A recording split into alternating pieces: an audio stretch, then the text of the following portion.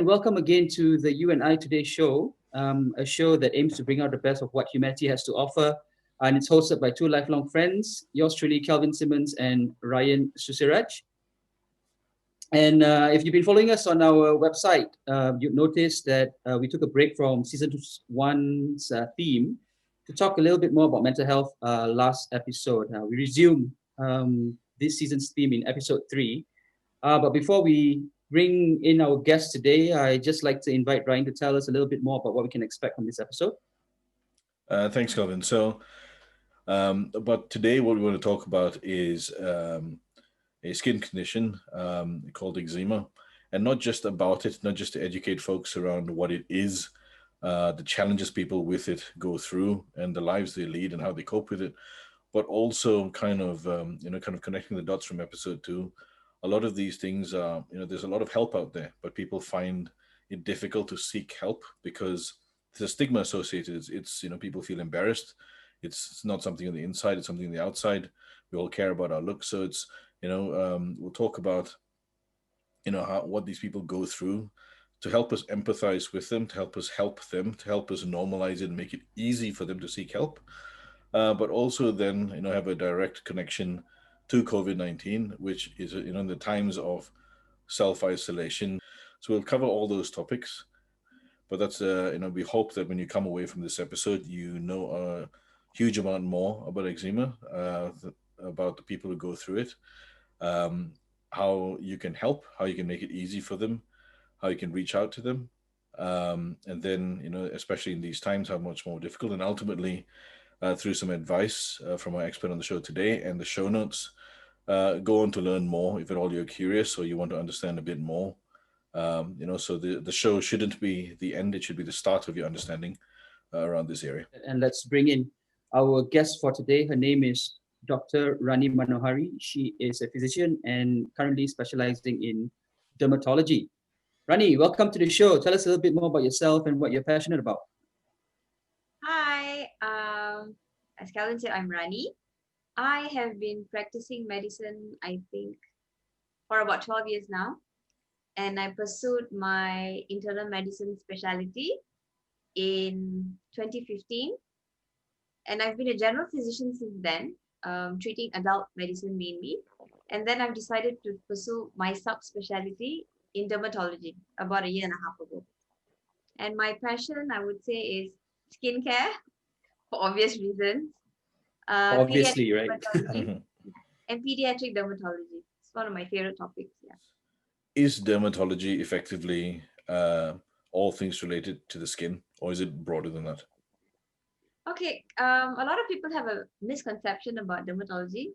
A lot of them seem to think that dermatology equates to cosmetology. In actual fact, it doesn't. As you know, the skin is the largest organ of the body. So there's plenty of diseases that arise from the skin cancers, inflammation of the skin, even systemic diseases from within your body, be it from any organ of your body, can manifest in the skin. So, so this is what we call clinical dermatology. Mm-hmm. So it's actually a very vast and wide topic. Sure. Dermatology. That's helpful. Thank you. So in your field of expertise, right, do you usually see a lot of patients on a specific condition like eczema or atopic dermatitis, or is there like a host of conditions that you generally see? First, eczema being the most common, because eczema affects 15 to 20% of children worldwide and 1 to 3% of adults, and this is the worldwide population. And then diseases such as psoriasis, studies show that 2 to 3% of the population worldwide suffer from psoriasis.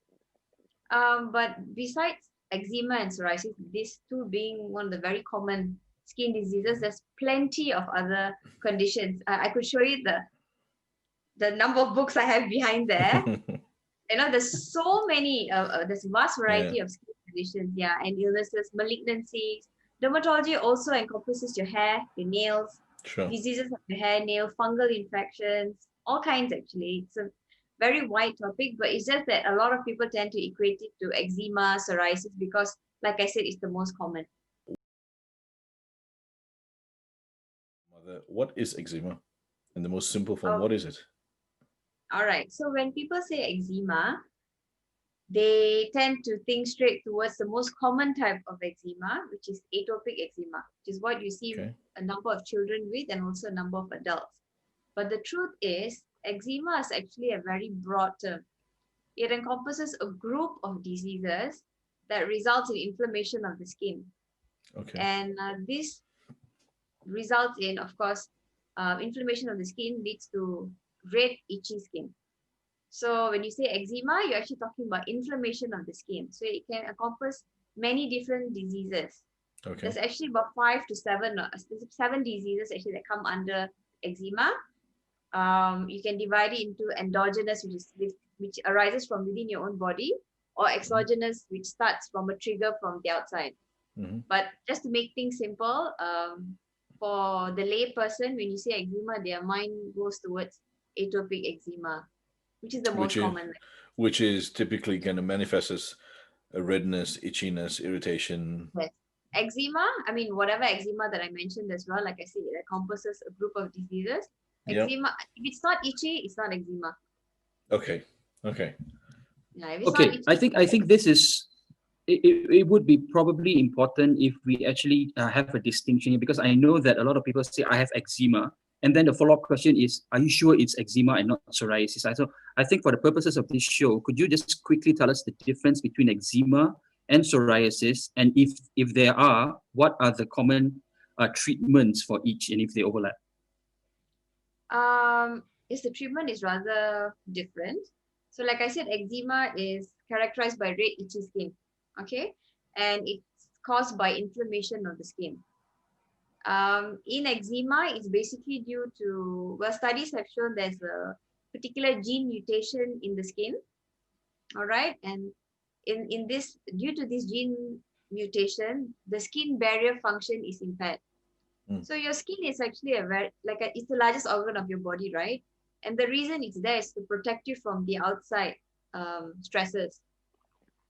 So in eczema, there's this gene mutation that causes a barrier in this, a disruption in the skin barrier. So in that sense, they lose moisture from the skin, and the skin becomes more fragile, leading to the skin becoming dry. The dryness leads to itchiness, itchiness leads to scratching, and then you have the itch scratch cycle. So that's like the main thing behind eczema. For psoriasis, on the other hand, and sorry, I forgot to mention that eczema can also be, there's a genetic link to it as well.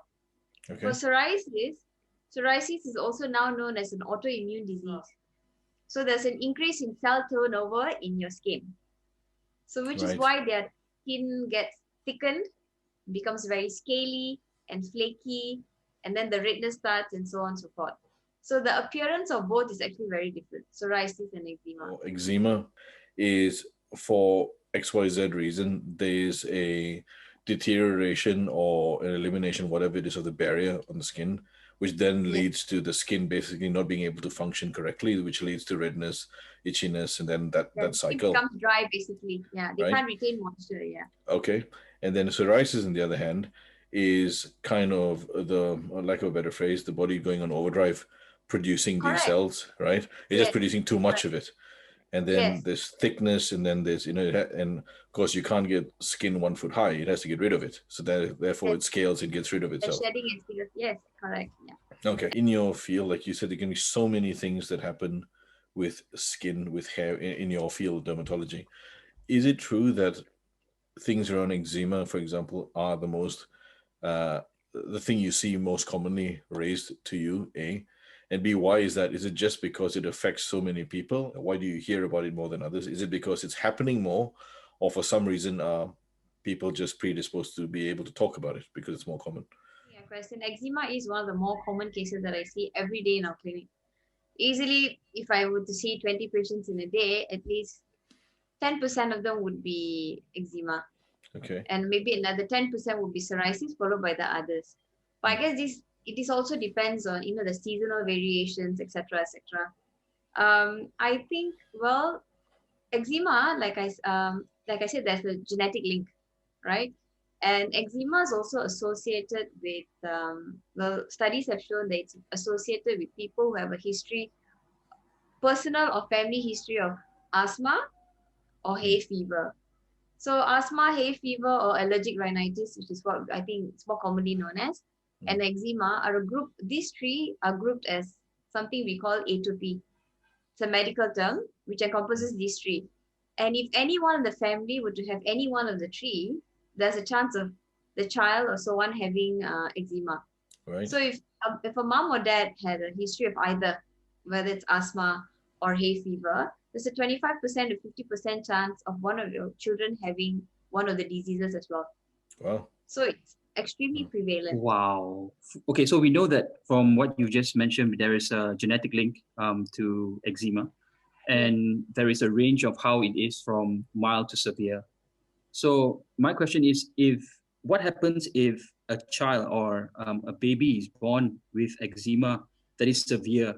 Is there any type of treatment that can be done for those cases? Okay, I have to put this out there actually. A lot of eczema, there's actually no cure for eczema.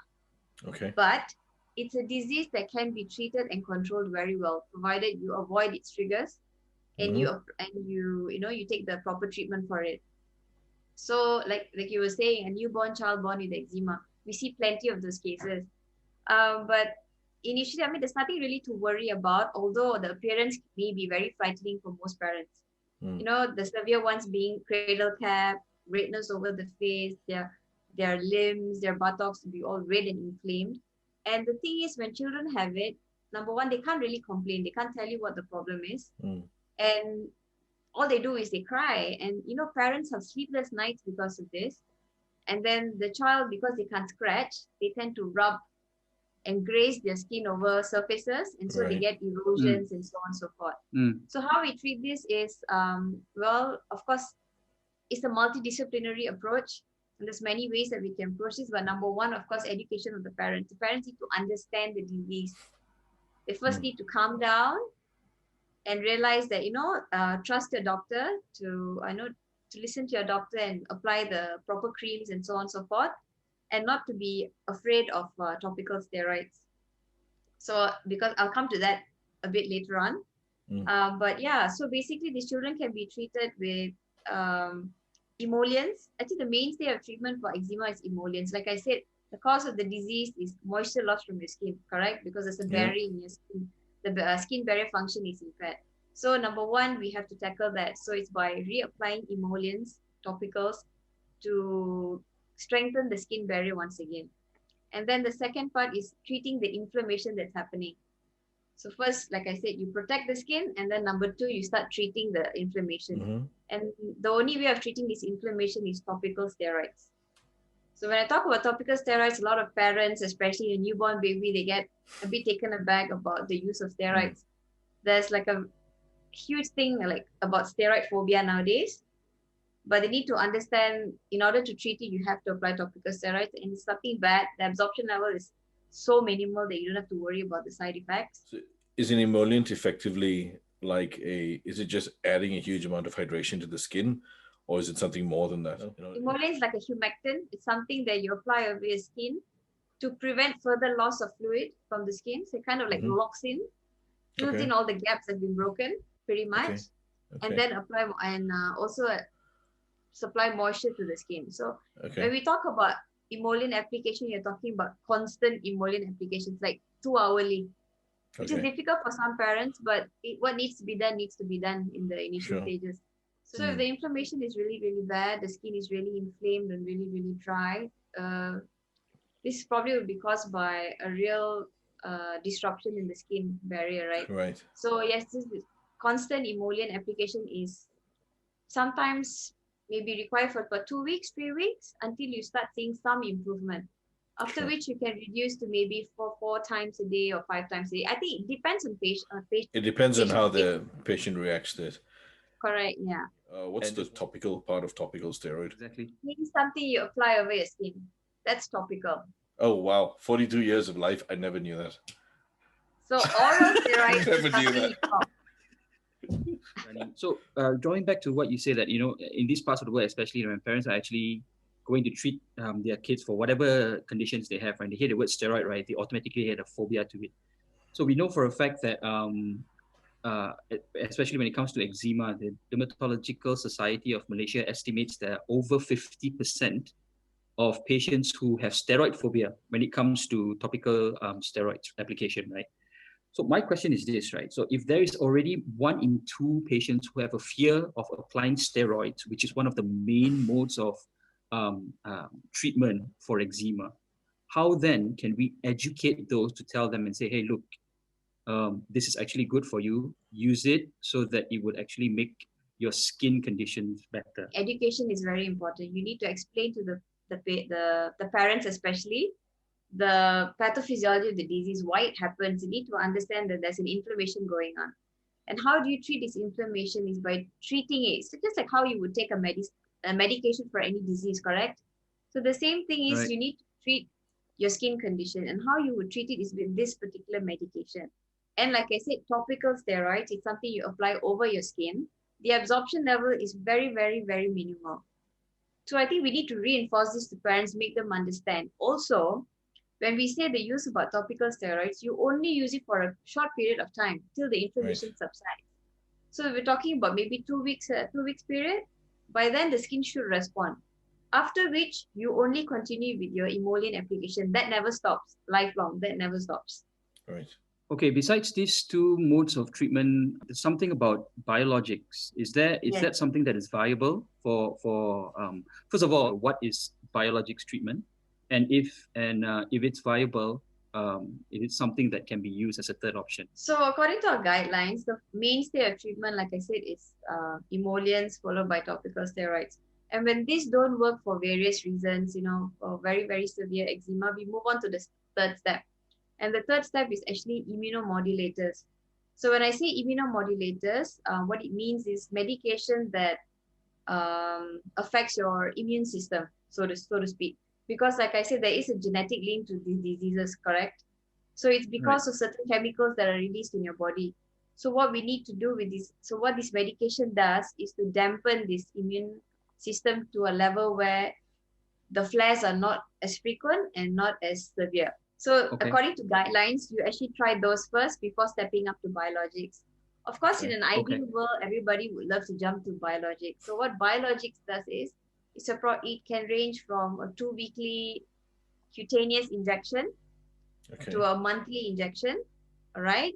And what this injection does is, again, it plays with your immune system, because there are many cells and chemicals in your body that trigger this reaction.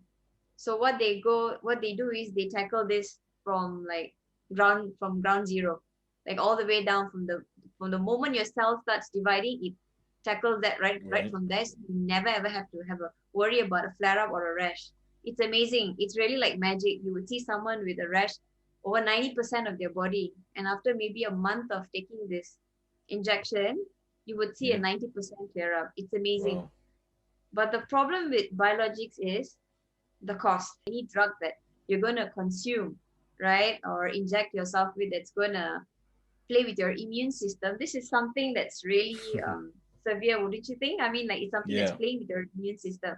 So there'll be a whole list of possible side effects and precautionary methods that we need to take in order for you to be able to take the medication. So not everyone will qualify to take this medication in the first place. What actually triggers eczema or flare-ups, like you mentioned? There are many common triggers. I think it can be divided into external triggers and internal triggers.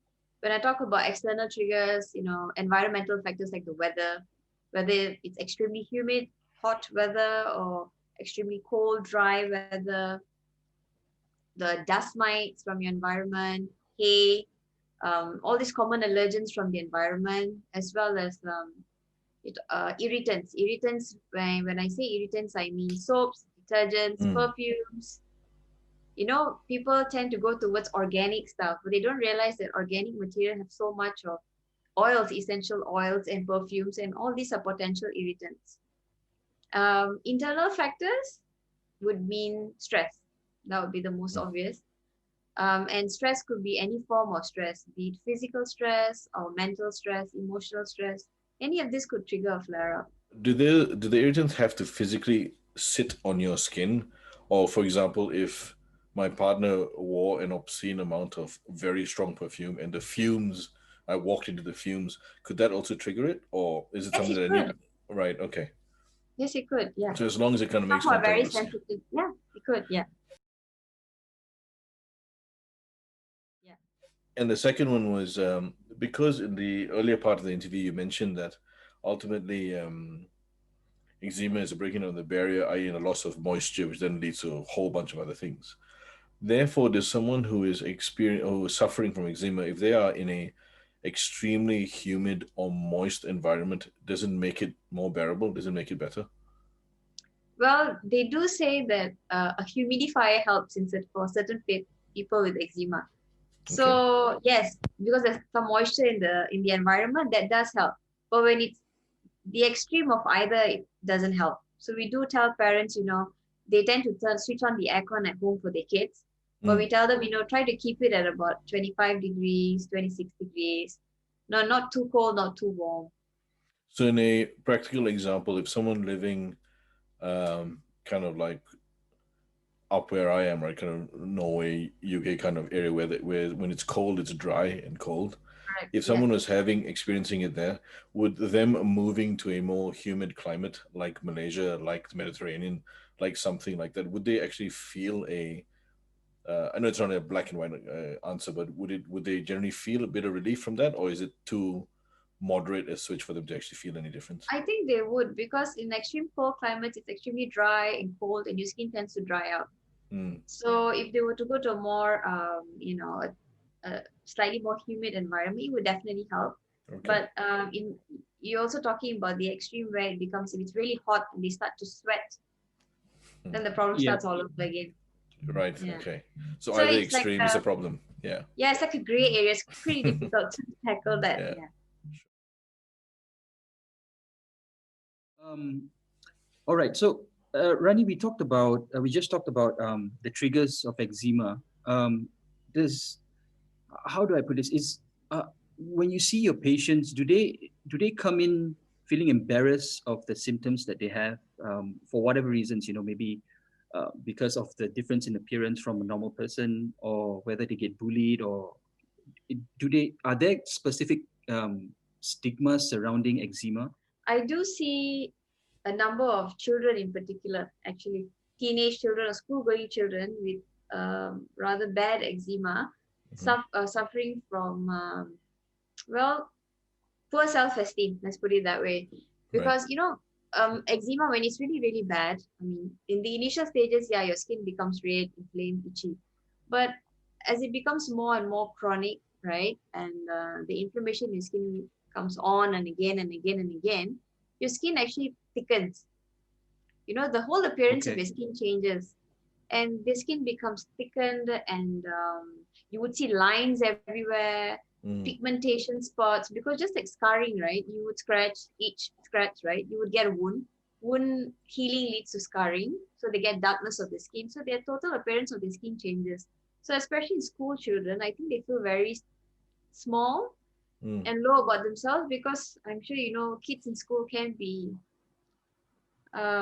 rather cruel Yeah, they get sometimes. Yeah. conscious about their self Correct, appearance as well, correct. right? And then Doing I've had children come and tell me that their friends don't want to play with them because Mm. they're worried that it might spread to them. So they don't want to be touched. And just to be clear, I mean, it isn't contagious, although especially for children, I'm sure you could say that to them as much as they want. It is, we can't deny the fact that it's a slightly not normal thing to look at, especially for a child. They can't process they don't have the maturity to kind of think all Correct. that. So they feel this doesn't look normal. I don't want to touch it, which is pretty Also, much they what can't parents, function as per normal in school because the itchiness and everything gets in the way. They right? can't be normal in school.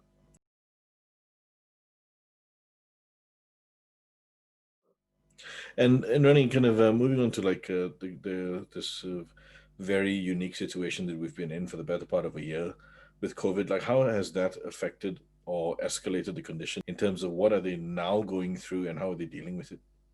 Okay, so there's two spectrums to this actually. From my experience so far, I've noticed an improvement in children's skin Huh. because they're not going out. They're not playing. They're basically Right. indoors. They're home with their parents. So the application of medication is there. I mean, they're compliant to the treatment. So I've had a child whose skin was so bad, but now the parents are able to apply the emollients every 2 hours, and and all the other treatments, and the skin has amazingly cleared up. And then on the other spectrum, you have adults whose skin has now started to flare up because of the stress that they're under, working from home, looking after kids at home. They can't really look after themselves. You would think working from home is, relaxing or whatever, but actually I think it's quite the contrary. Yeah.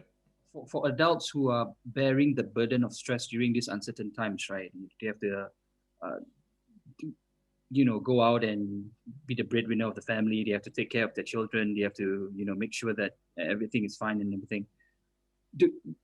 When they go through the flare-ups, how do they adhere to SOPs? Like, how do they wear the mask, or how do they, frequently wash their hands or sanitize their hands, when that act in itself would actually result in flare-ups? Correct.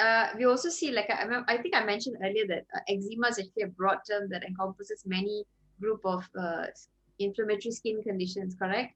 So we've also seen a number of new cases where in medical term it's called allergic or irritant contact dermatitis.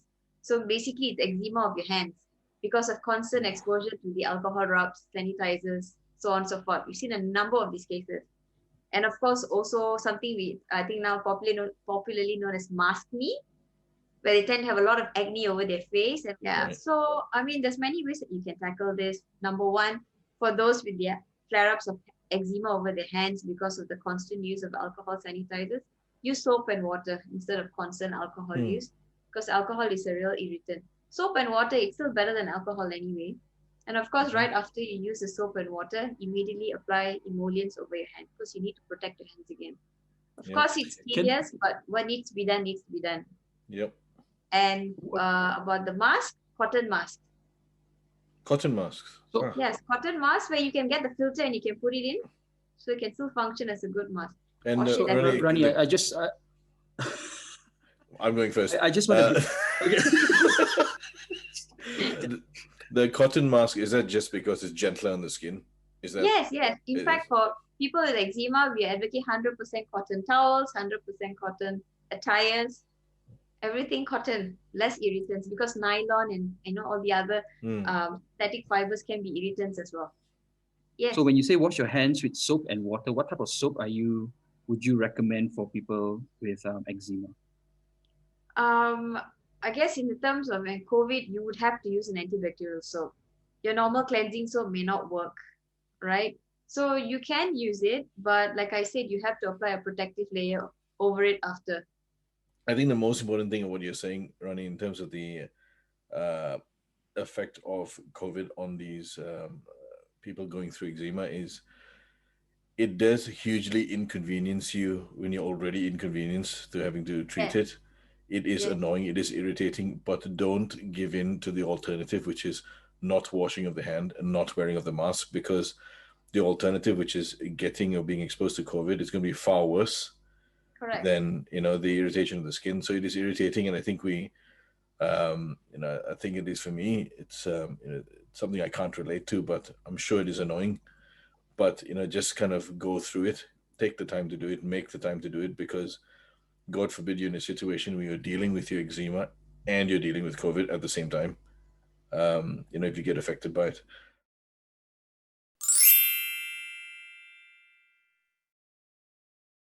Rani, so if you had a magic wand and you could change something in an instant for the people you treat and the conditions you treat them for, what would it be? I would say awareness.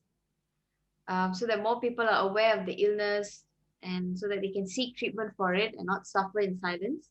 And the attainability of medication. I hope that they know that it's easily available and easily treated. So yeah, maybe those two. Is to everyone watching, the titles we choose for these episodes are not at random.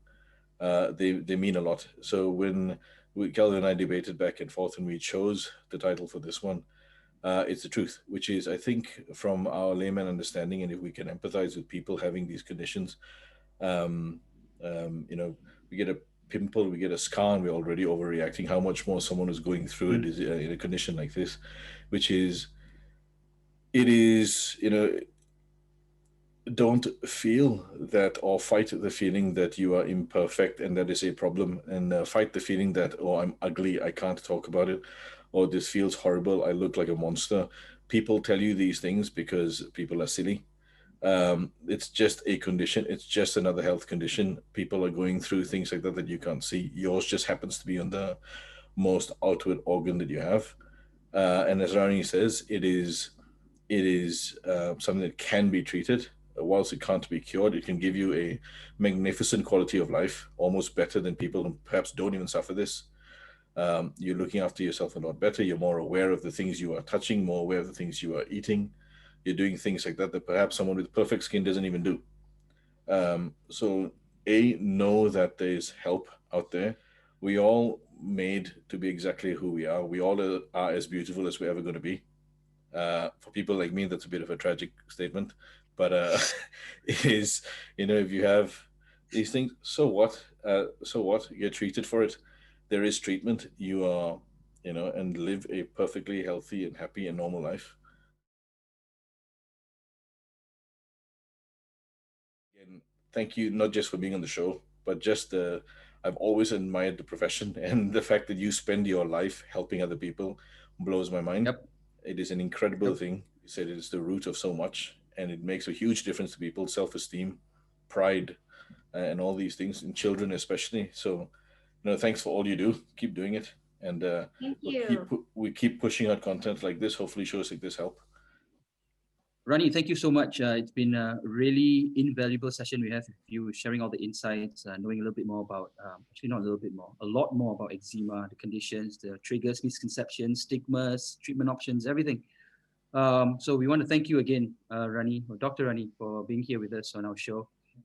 For those who'd like to find out a little bit more about all the resources that our expert has shared on the show, visit our website at www.uni.today and check out the episode show notes as well under our YouTube channel. Thank you very much and have a pleasant evening ahead.